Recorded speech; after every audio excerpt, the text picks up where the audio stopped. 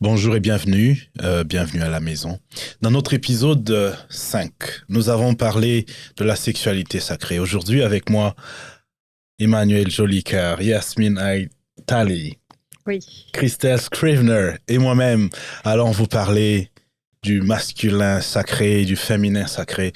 Comment créer un espace où nos relations peuvent fonctionner à merveille. Je vais souhaiter la bienvenue à tout le monde sur le plateau.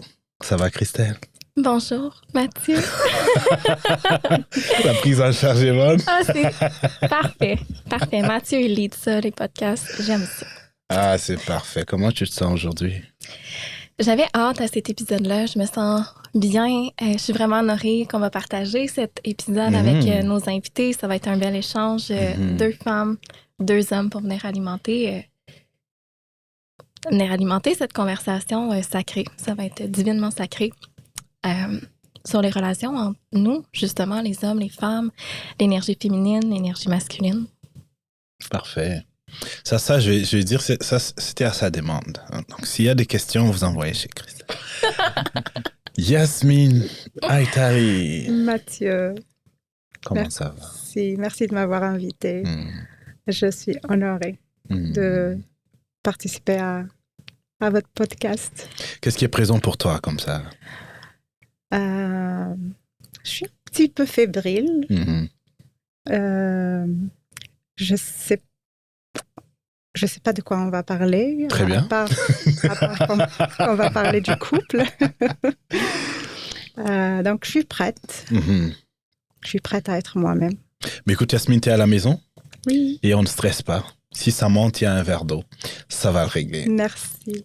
Emmanuel Jolicoeur, bienvenue. Bonjour Mathieu. Comment vas-tu? Ça va super bien. Moi, je suis très content de te voir et Moi de t'avoir aussi. avec moi ici aujourd'hui. Je suis très honoré d'être là.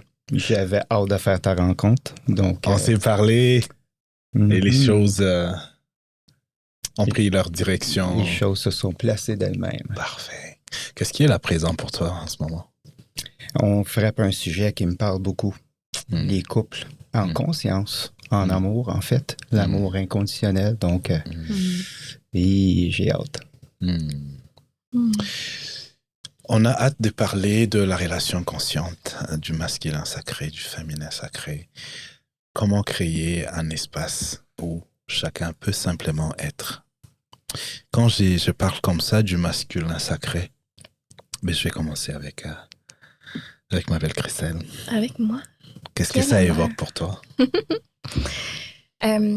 Parenthèse, avant tu me ramèneras si je vais trop loin, ce que j'ai envie de mentionner, c'est qu'on parle justement du masculin, du féminin sacré, mais des fois, ça peut être facile de juste l'appliquer pour une relation de couple, alors que ça s'étale vraiment plus loin que ça. Ça s'applique dans nos relations d'amitié, nos relations de travail avec un étranger, mais aussi à l'intérieur de nous, la relation avec nous-mêmes, où est-ce que ces énergies-là, masculines et féminines, cohabitent. Donc, j'avais envie de faire cette parenthèse-là. Le masculin sacré, pour moi, les mots qui me viennent, c'est présence, sécurité, protection. Un espace sur lequel se reposer pour s'élever. Un espace où est-ce que un ground solide sur lequel la fleur peut fleurir. C'est ce qui me vient. Je suis très métaphorique. Merci. Ben oui. Évidemment, on regarde à ça, il peut y avoir plusieurs façons. Notre rapport à notre père peut déterminer la manière dont on va entrer en relation avec notre futur conjoint ou notre enfant garçon ou pas. Et donc, la dynamique de ces énergies féminines et masculines, ça va au-delà du contexte du couple, mais plutôt de notre vie. Mais on essaiera de choisir des domaines pour montrer des applications plus concrètes pour que ça reste accessible pour ceux qui nous écoutent. Et Yasmine, pour toi, vaguement comme ça, quand on évoque le sacré féminin, le sacré masculin, la relation sacrée, qu'est-ce qui vient en premier? Tu viens de le dire, c'est vraiment la relation avec le papa, avec avec l'homme en général, surtout lorsqu'on est jeune. Puis c'est ça qu'on reproduit en fait avec le conjoint, avec la conjointe, avec les enfants. Oui, je dirais plus un modèle qu'on apprend et puis qu'on reproduit.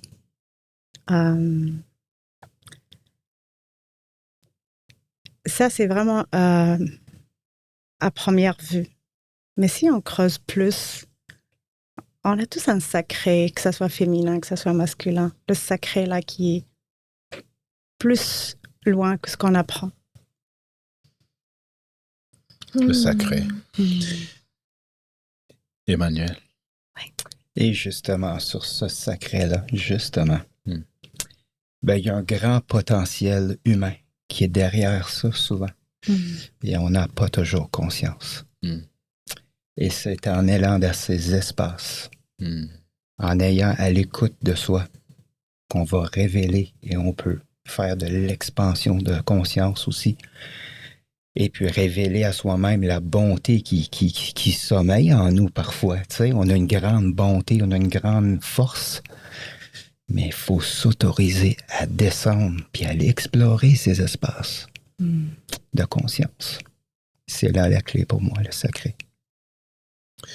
Le sacré, c'est s'autoriser, aller vers ces espaces, aller vers ces espaces inconnus, peut-être connus, et de faire face à ce qu'il y a là. Moi, comme ça, quand je pense au masculin, cette idée ne suggère pas, n'insinue pas qu'il y a des masculins qui ne sont pas sacrés. Parce que pour moi, il y a le sacré en tout. Il n'y a pas une occasion dans le parcours de l'âme où il cesse de l'être. Il y a un moment dans son parcours où il cesse de le percevoir parce qu'il s'identifie à autre chose. Mais on ne peut pas cesser d'être cela. On ne peut pas se départir de ce de quoi on n'est même pas attaché. On est ça. Et c'est éternel comme ça.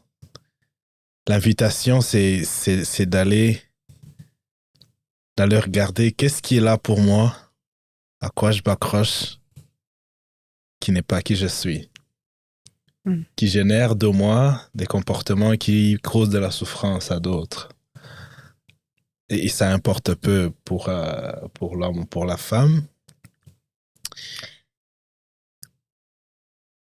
Mais qui également nous apporte dans des états de douleur et de souffrance à nous-mêmes également, dans notre relation à l'autre, mais dans l'état dans lequel, dans des états d'anxiété, de peur profonde. J'ai envie de faire la parenthèse là-dessus. Les dommages sont énormes. Je vais donner un fait comme ça rapidement, puis on peut partir de là. Je me souviens, j'ai amené un jeune frère à l'hôpital, puis il devait recevoir une piqûre. Et puis je le regardais droit dans les yeux. Je lui disais, tu es un garçon, ça ne pleure pas. Moi, j'ai programmé ces bonhommes à être un garçon selon l'image que j'avais de qui un garçon est. Donc, j'ai insisté. Je dis, regarde-moi dans les yeux, regarde-moi très bien. T'es un garçon et ça ne pleure pas. Et puis, l'infirmière faisait son travail. Et puis, il n'a pas pleuré. Et puis là, j'ai soulevé, je l'ai félicité. C'est comme ça, un garçon, ça ne pleure pas.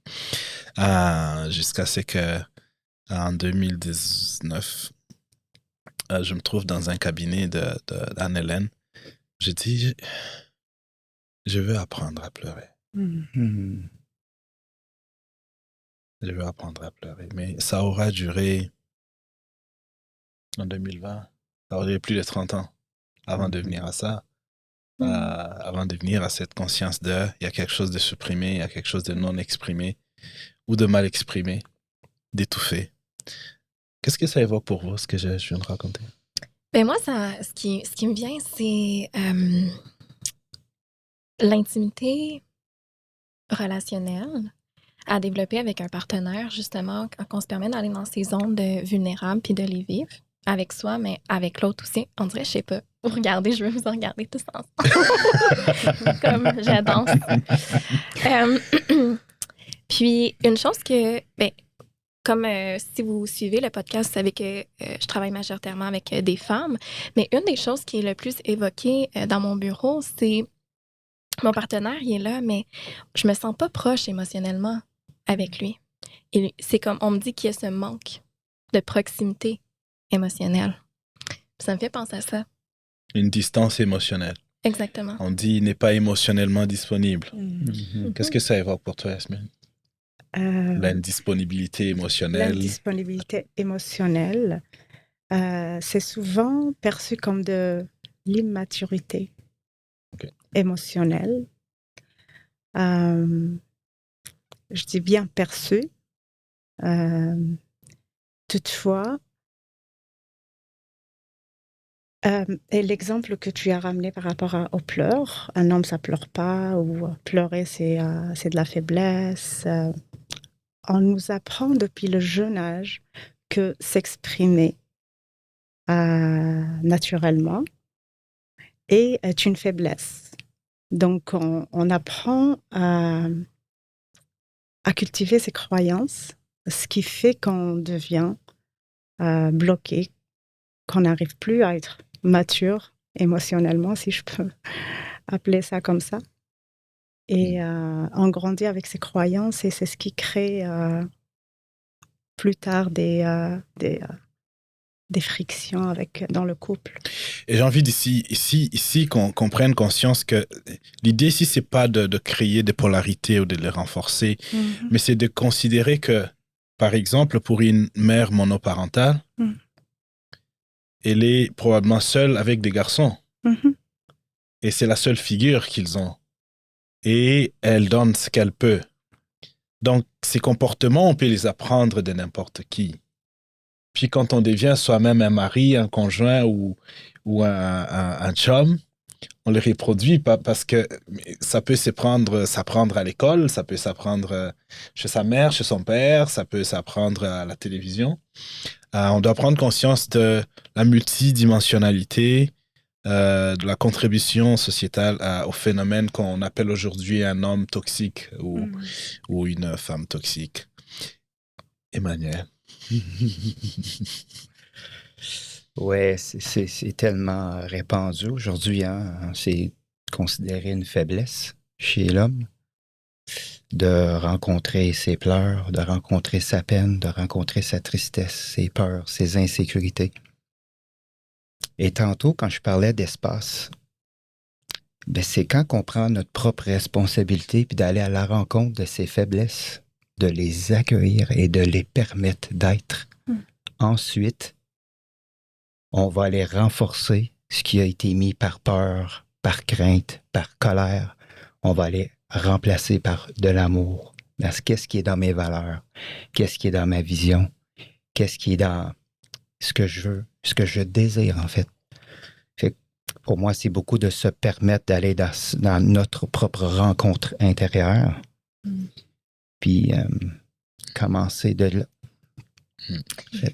J'ai envie de faire un petit peu de pouce sur la maturité émotionnelle. J'adore que tu apportes ça parce que, justement, ça peut être perçu comme d'être mature, de ne pas vivre ses émotions, de faire le tough ou la tough. Le dur. Oui, exactement, le dur. Non, moi, je pleure pas. Moi, les choses me touchent pas. Tout ça. Mais aussi, en tant que femme, d'être la superwoman, de comme, tu sais, oh mon Dieu, tu sais, je pleure jamais, je m'excuse. Tu sais, comme, je veux être forte. Ah! Ça me fait virer le cœur en envers à chaque fois que j'entends ça parce que si on veut parler de maturité émotionnelle ici, je vais faire un gros highlight, c'est de justement venir se permettre de vivre qu'est-ce qui est là, de partager qu'est-ce qui est là avec vulnérabilité. Et on a justement acheté des croyances à déconstruire, en fait. On a acheté, donc je pense que c'est temps de retourner au magasin, ce qu'on a acheté ou peu importe, mais je vais dire venir transformer. C'est vraiment important. Puis une chose qui me venait aussi, c'est on peut qu'aller rencontrer l'autre aussi profond qu'on s'est rencontré soi-même. Et on aspire à des relations profondément. Si on prend un humain puis qu'on descend plus loin, on prend le temps avec cette personne-là, on a envie de relations profondes, on a envie de relations où est-ce qu'on sent cette proximité, mais pas physique seulement, mais émotionnelle. Puis on a peur d'aller là. On a peur d'aller là, mais le sacré, le sacredness d'une relation, selon moi, mon opinion, se trouve là. À la rencontre de la vérité qui nous habite. C'est où les manuels d'utilisation? Exactement. C'est où les manuels d'utilisation? Parce que, on va aller dans l'approche pragmatique. Les hommes vont se plaindre, les hommes qui s'identifient comme étant masculins, ils vont se plaindre que les femmes sont dramatiques. Ou on va entendre des expressions comme « tu es trop émotionnel »,« tu en fais des trop », c'est une fontaine, elle pleure, c'est une... Toi, tu es quoi? Moi, je suis un océan. Un océan! Je pleure tout le temps. Pour tout. Tu pleures tout le temps? Je me vis comme ça. Par manque de manière précise et efficace d'aborder nos problèmes de relation. L'homme a l'impression que la femme lui en met trop sur le dos. Et que la femme a l'impression que l'homme n'en donne pas du tout. Parce qu'on est toujours dans ces polarités-là mais il faut qu'il arrive à s'exprimer. Pourquoi est-ce que la femme dit ça? Parce qu'elle croit qu'elle s'exprime. Mais est-ce qu'on s'exprime de la bonne manière? Parce qu'elle n'est pas s'exprimer, c'est aussi s'exprimer de la mauvaise manière. C'est où? Quels sont? On va aller comme ça. Avez-vous des astuces, des choses pratiques qu'on peut suggérer pour créer un espace d'échange où chacun peut simplement être qui il est et ouvrir son cœur à l'autre. J'aimerais juste préciser quelque chose, parce que souvent, c'est les femmes qui se disent s'exprimer, puis l'homme qui est fermé. Mais parce que c'est en général les femmes qui s'expriment, puis les hommes qui sont fermés, mais il y a certains hommes qui s'expriment et puis qui sont avec des femmes qui sont fermées. Aussi. Puis la personne, on va dire en généralité, c'est la femme qui pense s'exprimer, comme tu le dis, elle n'a pas les moyens de s'exprimer de la bonne manière, je dirais d'une manière saine. Donc, souvent, elle va attendre jusqu'à ce que ça éclate. Puis là, elle déverse tout sur l'homme. Puis l'homme, il a peur. C'est toute une avalanche qui lui tombe dessus. Puis lui, étant donné qu'il n'a pas aussi les moyens de gérer tout ça, donc il va se fermer, il va éviter. Et la communication va se rompre ici. Donc, il est important on parlait du sacré, de connecter avec soi, d'être authentique. Quand on est authentique, c'est vrai qu'il y a des façons de communiquer qu'on peut apprendre, qu'on peut pratiquer. Mais c'est important de connecter avec soi, d'être authentique en tout temps, de manière à ce que l'autre te reçoit. Parce que s'il ne reçoit pas ce que tu dis, il va adopter un mécanisme de défense, puis il va partir ou il va crier à son tour.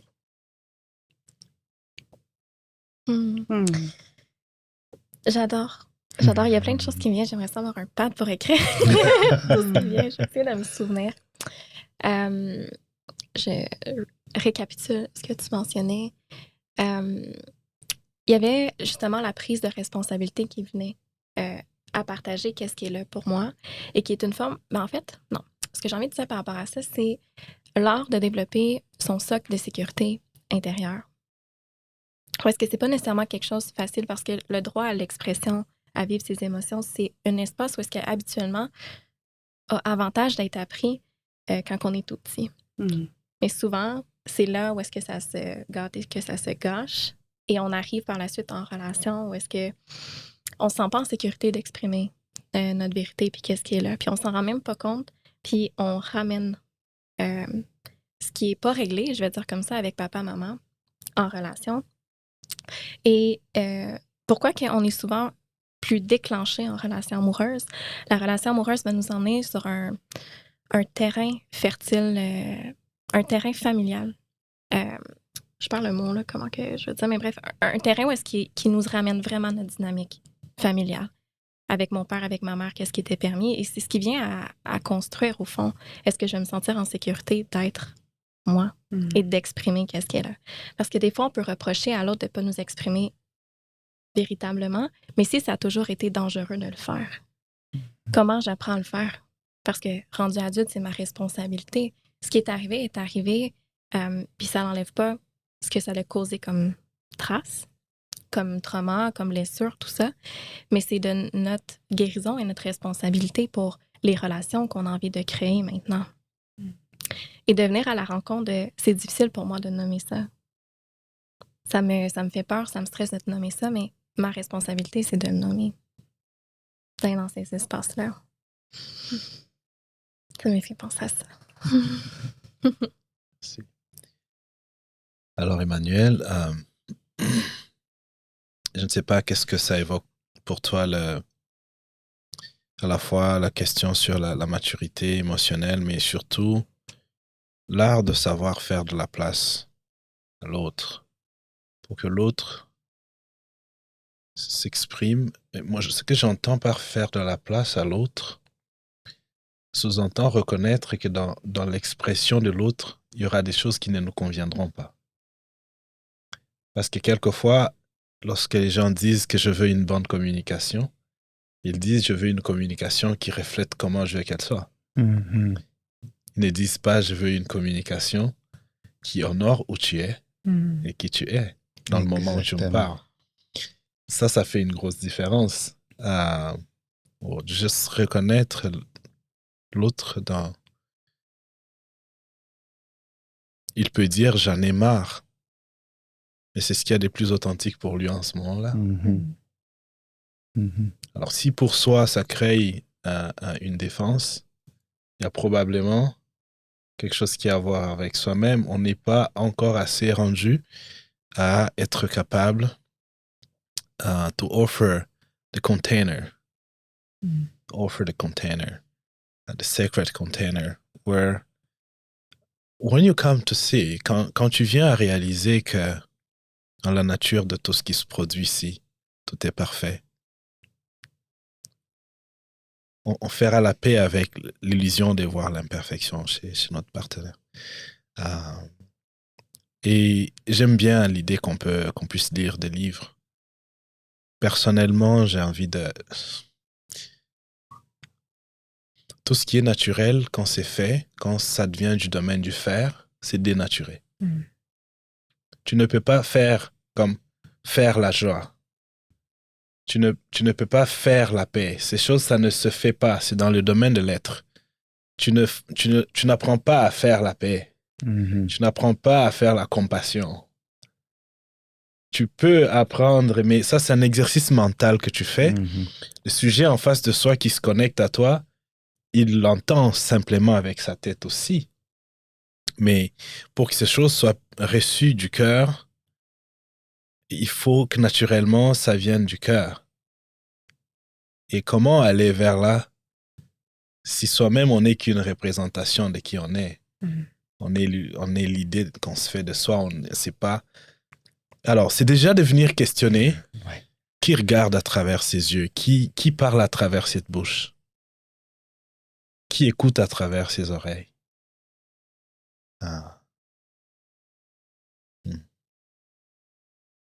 Parce que quand tu viens à voir que c'est lui qui parle, c'est quote-unquote le blessé ou la maman dans son rôle ou le conjoint. Peut-on aller je suis un conjoint à simplement je suis. Et n'ajouter aucun autre attribut. Pour juste offrir ça comme espace. Dans cet espace, il n'y a rien qu'on puisse prendre personnellement. L'autre est honoré comme étant dans son propre je suis. Et ce je suis, son je suis et mon je suis ne racontent qu'à la même histoire. Simplement une partie de moi-même. Où est-ce que je vais avec ça? Je te laisse continuer. Ça goûte bon. Ça. Mais en fait, si on arrivait, je veux dire, on arrive nulle part, là, mais si on arrivait à entrer dans cet espace où est-ce que je suis, plutôt que d'être je suis la mère, je suis la conjointe. Des fois, on est la mère avec le conjoint ou le père avec la conjointe ou l'enfant avec la conjointe. En tout cas, on peut se mettre dans bien des rôles. Mais si on arrivait avec le « je suis », je me demande, justement, je réfléchis à voix haute avec vous, si on favoriserait pas un espace, justement, un safe space pour être reçu, recevoir l'autre. Puis en t'écoutant, on dirait que j'avais envie d'aller dans cette direction-là. Ou qu'est-ce qui fait que I feel safe with you to be me? C'est une belle question. On pourrait en reparler. Moi, j'ai fait vraiment l'expérience de ça en ce moment. Je rencontre des gens qui ne m'ont vu que 30 minutes, mais ils sont capables de me dire tu vas me déposer chez moi? Des femmes. Et je me sens en sécurité avec toi. J'ai ça, elles ne le disent pas parce que elles me connaissent. C'est une question d'énergie. It's a connection from consciousness to consciousness. Et les gens, même sans avoir conscience de ça, mais ils sont sacrés, on l'a dit. Donc, le sacré, quand on agit en tant que ça, on ne peut que connecter au sacré chez les autres. Tu éveilles dans l'autre ce qu'il y a de pur. Et de cette façon, et c'est comme ça que je connais des gens comme ça. Avec moi, c'est totalement une autre personne. Je dis, mais on peut rien te cacher. J'ai même pas envie de le faire. Ça donne pas envie de jouer au cache-cache. Parce que quand on vient entièrement, juste en tant qu'être, l'autre n'aura pas de choix. Soit ça va être trop pour la personne, mais elle n'existera pas dans ta vie. Soit elle sera là, mais elle sera ouverte. Ou il sera ouvert. Alors, l'idée, c'est de revenir. Je suis, ça veut dire j'existe. Les j'existe, il existe. Avant que tu portes ton nom, les j'existe existait.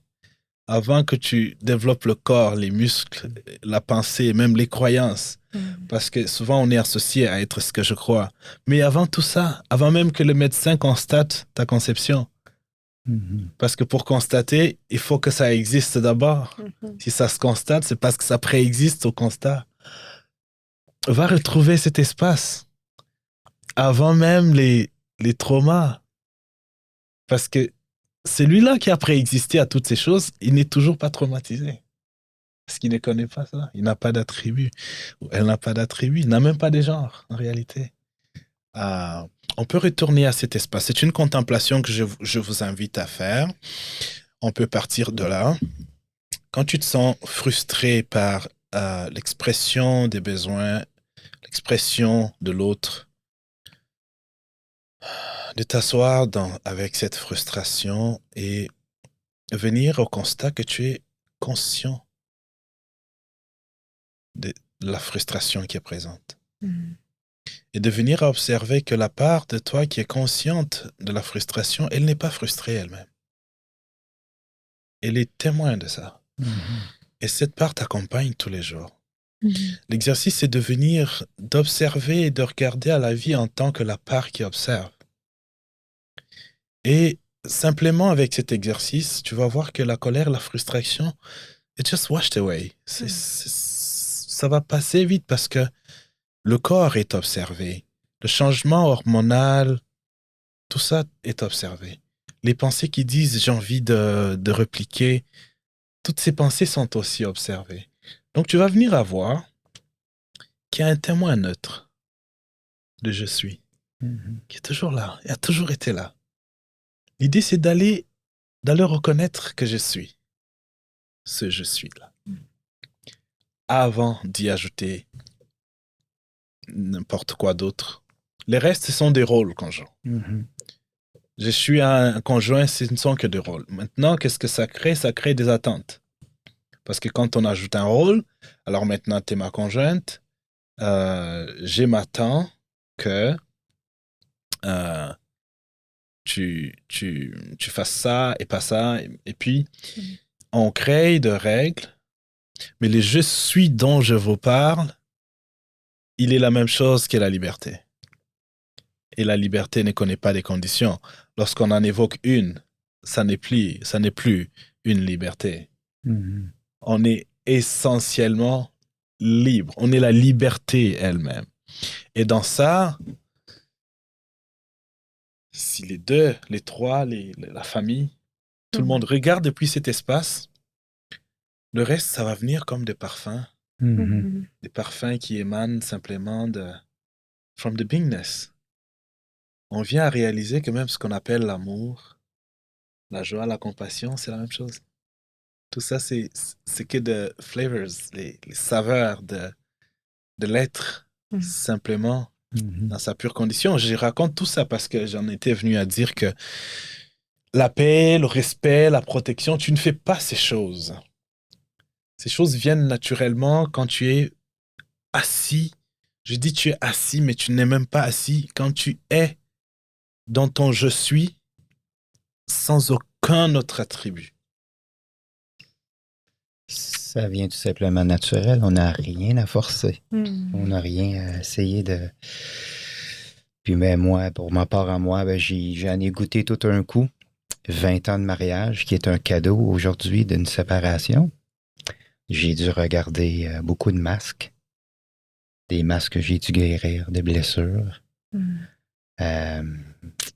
C'est le fun de voir avec toutes ces espaces de conscience, de voir la différence. Comment j'aurais réagi auparavant et aujourd'hui. Ça, c'est le fun aussi de voir la différence que ça peut amener. Vraiment, l'authenticité de soi. Et oui, c'était un grand cadeau pour moi, cette séparation qui de révéler beaucoup de choses. Donc, c'est rare qu'on peut dire ça, des belles séparations, en fait. Mais chez moi, la conscience, c'est un des sujets qui est très important. Donc, juste la semaine passée, j'ai dû aller pleurer à quelques endroits que j'avais besoin de laisser aller, de me permettre d'être cette peine. Et vous savez pas le plus grand bien que ça m'a fait, en fait. J'aurais pu écouter le corps mental. Non, t'es fait fort, c'est correct, t'as pas besoin. Ça va s'arranger. Non, ça va s'arranger si on prend soin de soi. Si on se permettre d'être. Et voilà.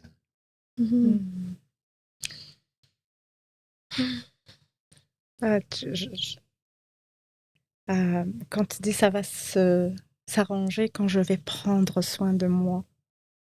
Souvent dans le couple, on s'attend à ce que le couple marche bien. Souvent, je reçois des personnes, des clientes, surtout des clientes qui viennent me dire je veux que ça marche, mon couple. Je veux rétablir la communication. Et finalement, si cette personne ne se connecte pas à elle-même, ne se connecte pas à ce que tu appelles l'observateur, n'observe pas déjà son comportement à elle, ses croyances à elle, ne désapprend pas ce qu'on lui a appris, parce qu'elle continue à perpétuer des croyances qu'elle a reçues de ses relations avec ses parents, des normes sociales. On parle aussi du transgénérationnel. Elle continue à perpétuer ça. Puis tant qu'elle n'est pas consciente, elle n'observe pas tout. D'où est-ce que ça vient ou comment elle incarne toutes ces croyances qui la limitent dans son couple. Ça serait rétablir la communication dans son couple, ça serait comme, selon moi, ça serait comme un deuxième objectif. Et juste une anecdote, il y a certaines clientes qui viennent me dire « Je veux que tu changes mon mari. » C'est comme si, ou mon conjoint, ma conjointe, en tout cas en général, c'est les femmes qui viennent avec cette demande. Et t'as la baguette magique? C'est exactement ça. Ouais. C'est ça. Et puis, ce qui me surprend, ça me surprend aujourd'hui, mais peut-être il y a quelques années, ça ne m'aurait pas surpris, cette demande. C'est qu'on s'attend à ce que l'autre change. On s'attend à ce que l'autre fasse des efforts. Puis c'est très difficile en général de se connecter à soi et de se dire « je suis responsable pour tout ce qui m'arrive. Je suis responsable des relations. » Parce que je suis responsable dans le sens je peux changer si je le décide. Il se peut que c'est des choses qu'on a, entre parenthèses, subies. C'est des croyances qu'on a subies parce qu'on est dans une société X. On a été élevé dans une culture X.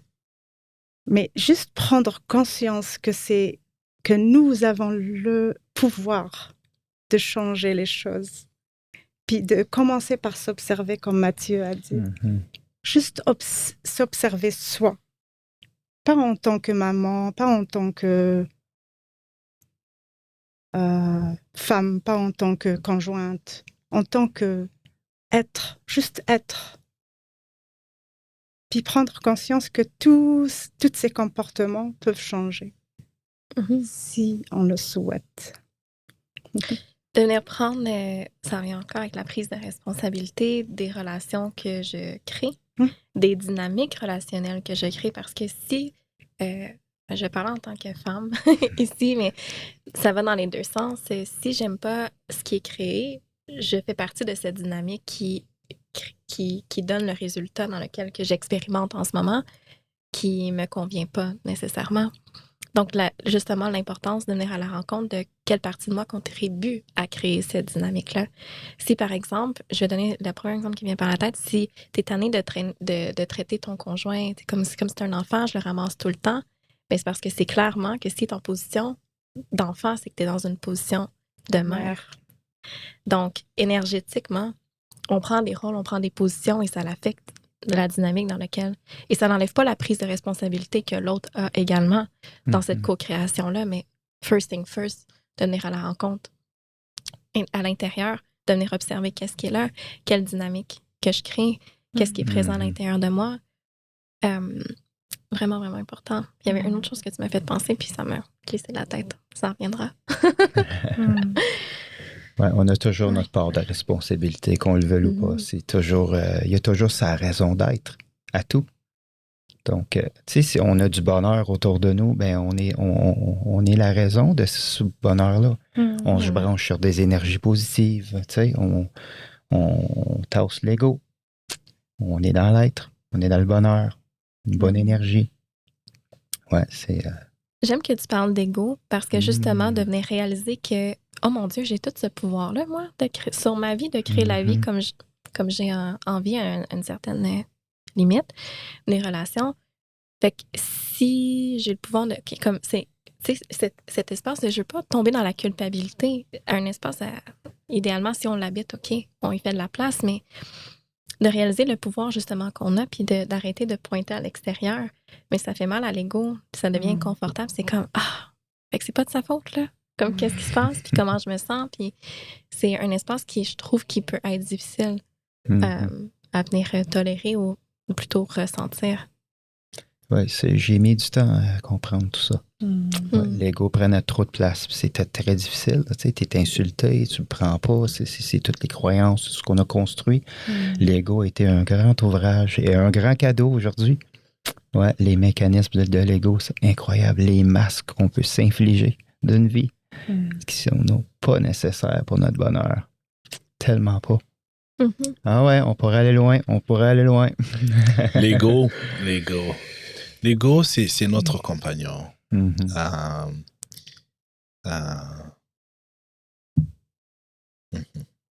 L'ego, c'est ce qui ramène l'âme à sa source. L'ego va te conduire à te mettre dans toutes sortes d'extrémités pour te donner le degré d'inconfort qui sera assez suffisant pour que tu questionnes tout. C'est un cadeau. C'est plus un cadeau qu'autre chose. Ouais. Tantôt, Emmanuel, tu parlais de la souffrance. Je parle du cadeau de la souffrance. C'est une phase à venir voir dans la perfection dans la souffrance aussi. Notre société est construite pour qu'on évite la souffrance tout le temps. Mais j'ai reçu une dame à la clinique. Puis, j'ai glissé comme ça hasardeusement. J'ai dit, tout est parfait. Bon, Yasmine m'entend dire ça ce soir. Elle a dit, toutes les choses qu'on m'a faites dans mon enfance aussi. Je dis, OK. Êtes-vous mariée aujourd'hui? Elle m'a dit oui. Avez-vous des enfants? Elle m'a dit oui. Est-ce que vous les aimez? Elle m'a dit beaucoup. Je lui ai dit, mais bien, si vous enlevez, changez simplement une seule chose à votre passé, vous n'en êtes pas là. Il faut que ça se produise avec une telle perfection que ce que vous dites adorer aujourd'hui soir, ça s'appelle la bénédiction de la souffrance. Et de là, on rencontre nos enseignants à travers nos partenaires aussi et nos enfants, nos parents. Mais il faut qu'on vienne à voir ces choses comme ça. On peut venir à bout de la souffrance, c'est possible. Quand celui qui souffre cessera d'exister, la souffrance elle-même, elle partira aussi. Mais celui qui souffre, c'est une idée imaginée. Celui qui veut que l'autre fonctionne comme ça, cette chose n'existe pas. Yasmine, tantôt, quand je parlais d'observer, c'est pas une action. J'ai parlé de faire une contemplation, mais cette contemplation, c'est parce que il y a quelque chose de très subtil à ça. L'attention, le mécanisme de l'attention, c'est une fonction in consciousness. Attention is a function in consciousness. The body is a function in consciousness. And a thought, c'est une fonction in consciousness. So, le mécanisme de l'attention, it's way subtle than thought.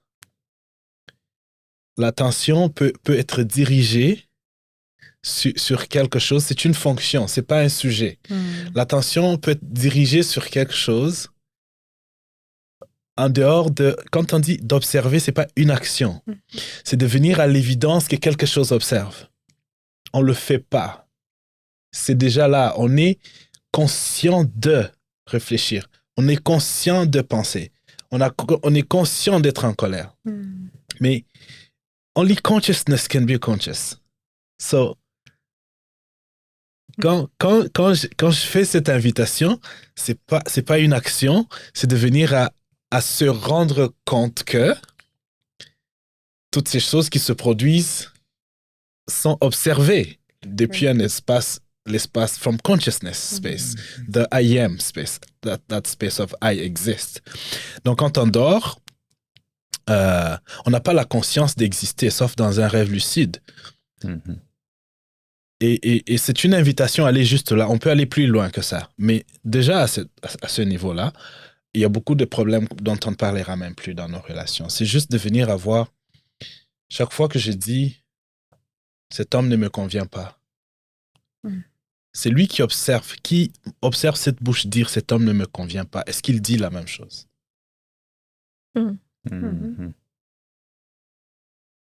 il ne dit pas la même chose. Mais qui est en train de parler?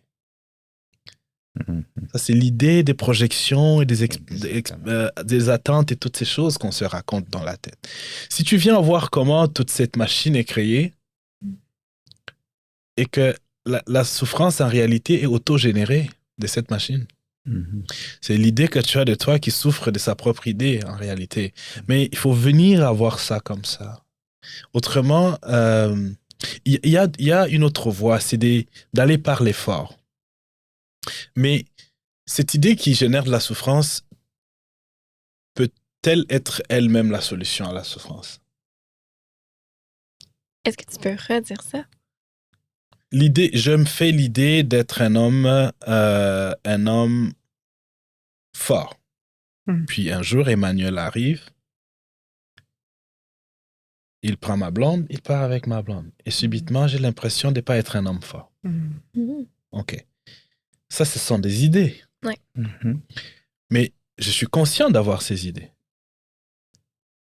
La conscience d'avoir ces idées n'a pas ces idées. Elle est seulement consciente de les avoir. La conscience d'avoir ces idées, elle, n'a pas l'émotion que le corps... Parce que ce que les gens ils ne comprennent pas, c'est que le corps a sa propre intelligence. Le corps, sans ta pensée, va fonctionner. Ouais. Les hormones vont fonctionner. Donc, le corps a sa propre intelligence, sa propre énergie et son propre fonctionnement. Mind also. Donc, quand tu viens à observer comme ça, non, tu te dis, l'idée que je me fais d'être un homme fort, cette idée souffre de sa propre création parce qu'une situation est venue me prouver que je ne le suis pas. Parce que cette idée, c'est pas toi, c'est une idée. Je suis fort, c'est pas toi. C'est un idea. C'est un concept. It's not you. So, cette idée souffre de sa propre création. Quand tu viens observer que c'est un jeu comme ça entre une idée qui est crue, prise pour être soi, maintenant qui souffre, c'est à ce stade-là maintenant que l'idée, parce que you need to understand how mind works. La pensée se prend pour être le corps. On dit, tu n'es pas beau, et ta pensée commence à parler. On n'a pas parlé à ta pensée. On n'a pas parlé à ton... Mais il prend ça personnellement. La pensée s'implique dans tout. Il faut qu'on comprenne comment ça fonctionne, le mécanisme de pensée. Comme fonction function within consciousness. It will take it personally because then your mind becomes your body. On dit, tu as des doigts courts et c'est ta tête qui commence, c'est pas ta tête, mais ton mind qui commence à tourner. On n'a pas parlé à ton mind. On a parlé à ton doigt. La preuve, c'est que même l'idée, c'est mon corps. Le corps ne sait pas que c'est un corps.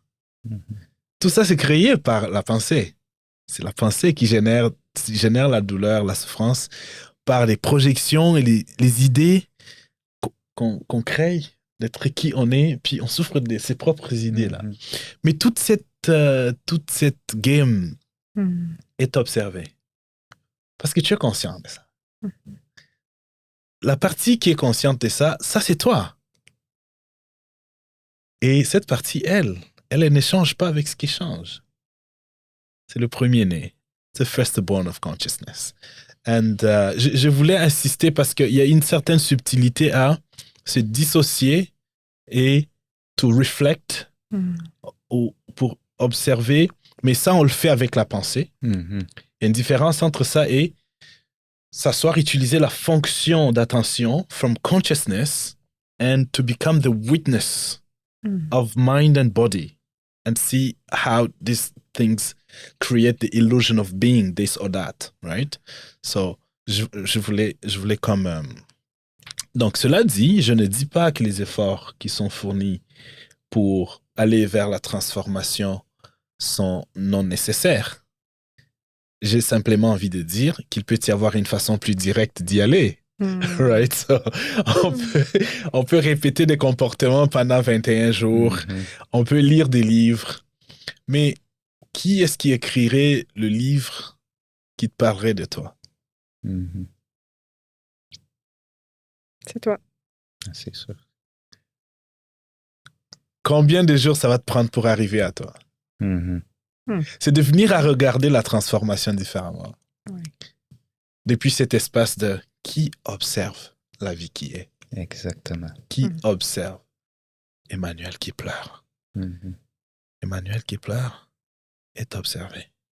Mais qui est conscient de tout ça? Quel est son nom? Qui est sa mère? Est-ce qu'il est né? D'ailleurs. A-t-il même un genre, il ou elle? Exactement. C'est tellement facile de tomber dans le corps mental, qui est le corps le plus puissant chez l'être humain, en fait. Fait qu'il faut faire attention parce que c'est super puissant ce que tu dis. Mais Mathieu, le fait de s'observer de la mauvaise façon, on est loin de la guérison. Si tu observes du corps mental, il faut observer d'un espace neutre. Ce qui est plus fréquent d'ailleurs. Exactement. Donc, j'aimerais faire comme un wrap-up justement parce qu'on parle de souffrance ici, puis j'adore parce que souvent au niveau des relations, là, on parle souvent, la relation amoureuse, ça revient, j'aime ça. On a besoin d'en parler. On a besoin d'en parler plus. Mais justement, ça peut être